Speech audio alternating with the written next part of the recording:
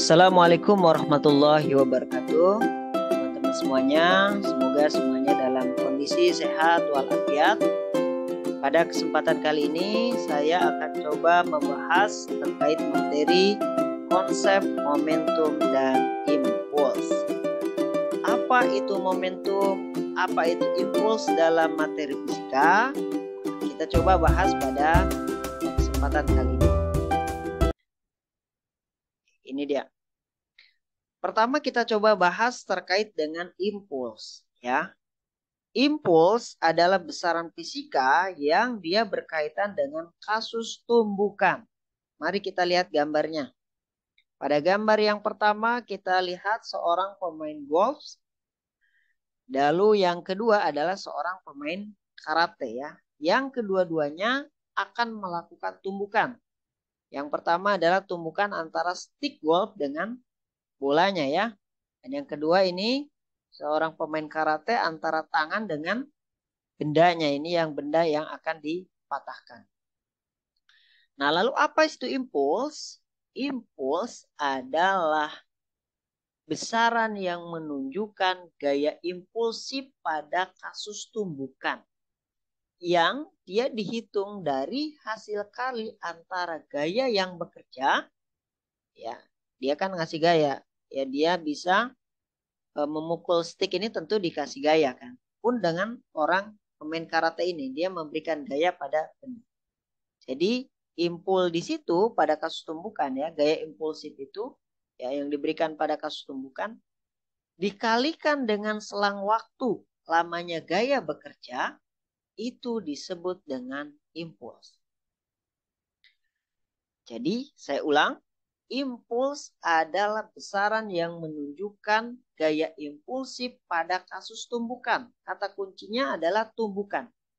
Pada kasus tumbukan, di sana kita bisa melihat gaya impulsif. Gaya impulsif itu F, ya. Kalau kita kalikan gaya yang diberikan pada kasus tumbukan itu dikali dengan lamanya waktu ketika terjadinya gaya pada sebuah benda, maka perkalian gaya dan waktu itu disebut dengan impuls. Jadi itu pengertian impuls. Gaya kali selang waktu antara gaya kali dengan selang waktu selama gaya tersebut bekerja pada benda. Nah, ini impuls. Ya, contohnya ini, ya, pada pemain golf. Juga sebenarnya banyak kasusnya. Besaran impuls misalkan kita bisa hitung pada kasus pemain sepak bola. Ketika kaki seorang pemain sepak bola menendang bolanya, maka di sana ada gaya impulsif. Kakinya menendang pada sebuah bola sehingga bola itu bisa bergerak cepat, ya. Nah, berapa gaya yang diberikan oleh kaki dari seorang pemain bola tersebut dikalikan dengan waktunya, pasti waktunya ini sangat singkat, ya. Kalau seorang pemain bola pasti menendang dalam waktu yang sangat singkat. Datanya berapa? Tapi kan tetap ada waktu di situ. Dikali dengan gayanya, maka itu adalah impuls. Ya, itu. Lalu contoh lainnya misalkan pada kasus apa lagi, ya? Tumbukan. Seorang pemain biliar misalkan. Biasanya mereka memberikan gaya tertentu sehingga bolanya bisa bergerak dengan kecepatan tertentu. Nah, gaya tertentunya itu dikali dengan selang waktunya, ya. Selang waktu selama memberikan gaya, selama terjadinya sentuhan, ya, gaya, nah itu dinamakan dengan impuls. Jadi, sekali lagi, impuls adalah besaran yang terkait dengan tumbukan yang dihitung daripada atau oleh gaya kali delta T, ya. Delta T ini adalah waktu terjadinya tumbukan. Oke, lalu di sini ada sebuah pertanyaan yang menggelitik ini. Bagaimana ceritanya jika pemain karate memakai sarung tinju? Nah, kita lihat di sini nih. Ini kan I sama dengan F kali delta T. Nah, dia seorang karate ini, dia memberikan gaya yang sangat besar dikali dengan delta T sehingga ini bisa pecah. Kalau dia pakai sarung tinju, apa yang terjadi? Nah, ini penjelasannya. Jadi, teman-teman, kalau dia pakai sarung tinju, maka otomatis waktu tumbukannya itu delta T-nya itu akan lama ya, akan lama. Karena kan sarung tinju biasanya terbuat dari busa ya, atau bahan yang elastis ya. Nah, dia akan lama delta T-nya, tumbukannya itu pasti lama. Delta T-nya itu pasti selang waktunya lama. Sementara impulsnya tetap, maka otomatis nanti F-nya, dorongan yang diberikan pada benda itu menjadi kecil. Itu kalau tadi pakai sarung tinju. Jadi maka otomatis bendanya itu tidak akan pecah kalau dia pakai sarung tinju. Karena efeknya kemana? Efeknya ke sini nih, ke delta T. Kalau dia pakai sarung tinju, maka nanti dia akan delta T-nya akan lama. Sehingga F-nya akan kecil. Ya. Sehingga kalau F-nya kecil, maka ya dia tidak bisa menghancurkan benda. Makanya seorang karate itu pasti dia memberikan gayanya itu dalam waktu yang sangat singkat. Delta T-nya itu singkat. Sehingga nanti impulnya besar. Sehingga dia bisa mematahkan dari benda ini.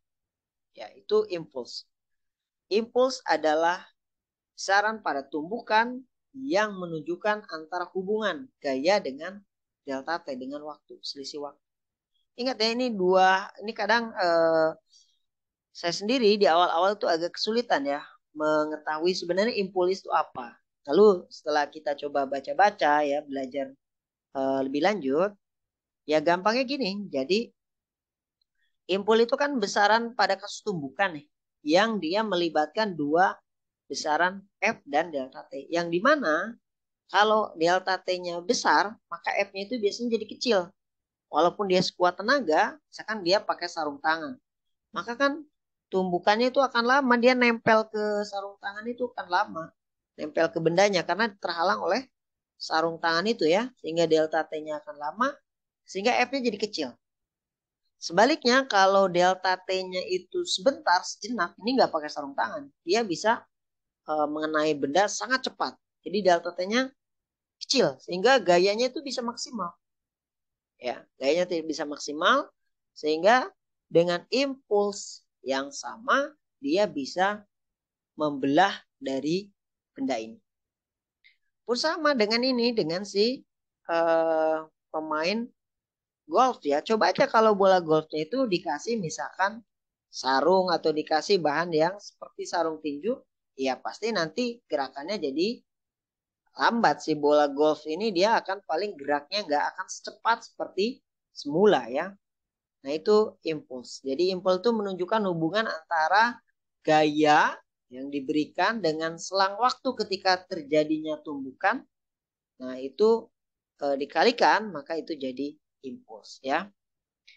Oke, mudah-mudahan bisa dipahami. Nanti kalau kurang paham, teman-teman mungkin bisa baca literatur yang lain juga ya, supaya menjadi lebih paham. Kita coba lanjutkan. Setelah impuls, kita coba pelajari terkait dengan momentum. What's the meaning of momentum? Apa itu momentum?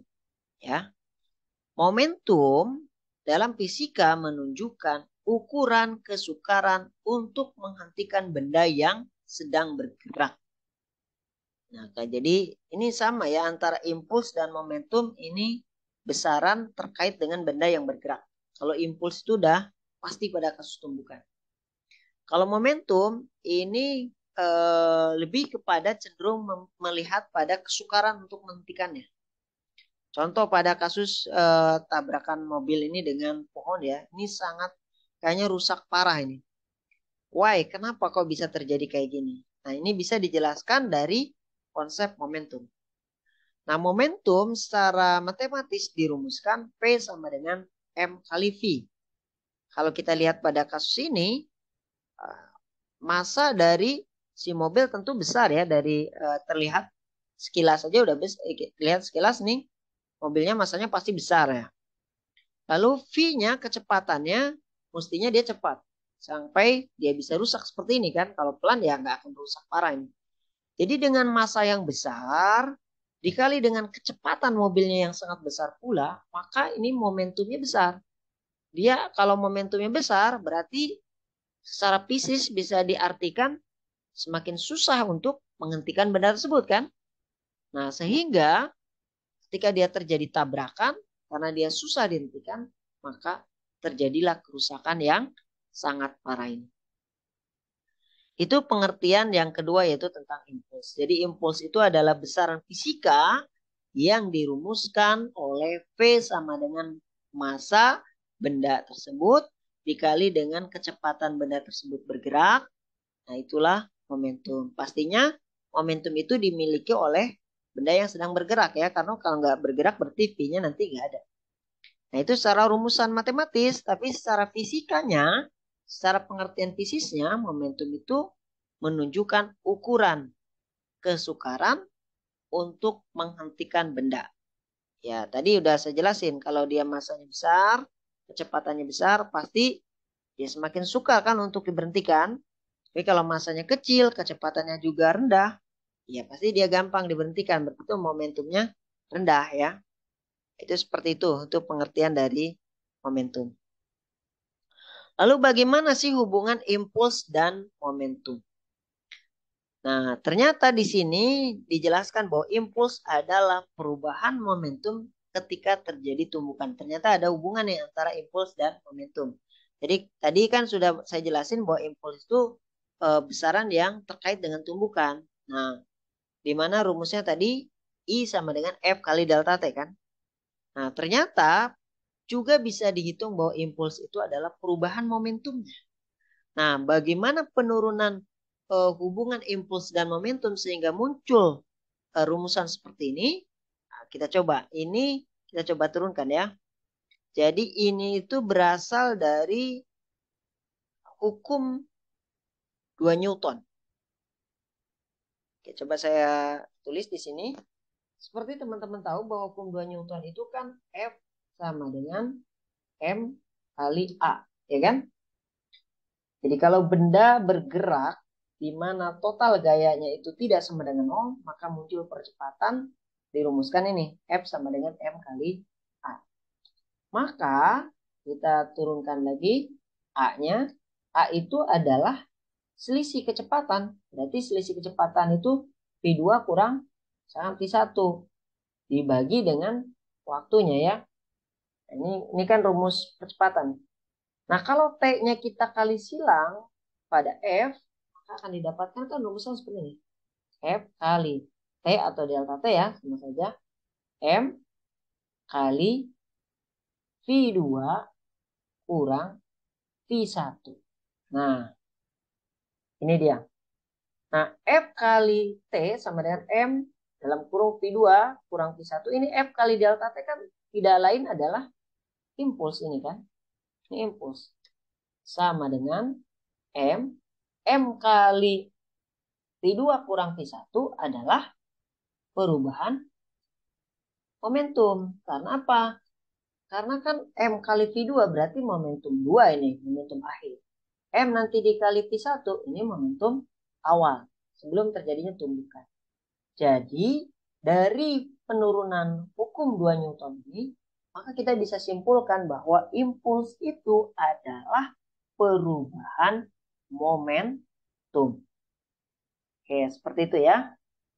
Jadi impuls dengan momentum sangat terkait sekali. Bahkan lihat aja, ini satuannya pun sama kan. Impuls kilogram meter per second. Momentum kilogram meter per second.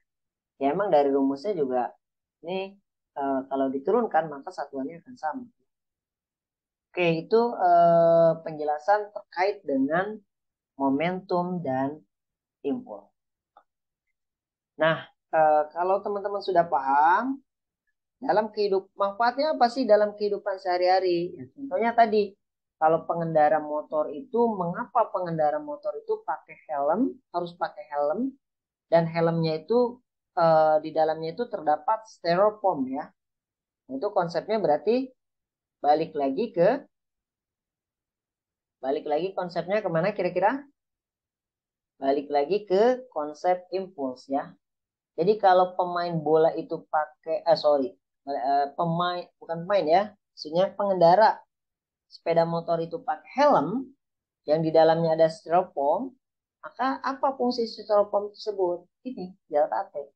Bagaimana caranya ketika misalkan jatuh, pengendara sepeda motor jatuh, maka delta T-nya ini kan menjadi lambat nanti. Dia berbenturan antara kepala dengan apa jalanan atau dengan bagian luar helm itu menjadi lama, delta T-nya akan panjang. Kalau delta T-nya lama, maka nanti secara otomatis F-nya dia akan menjadi kecil.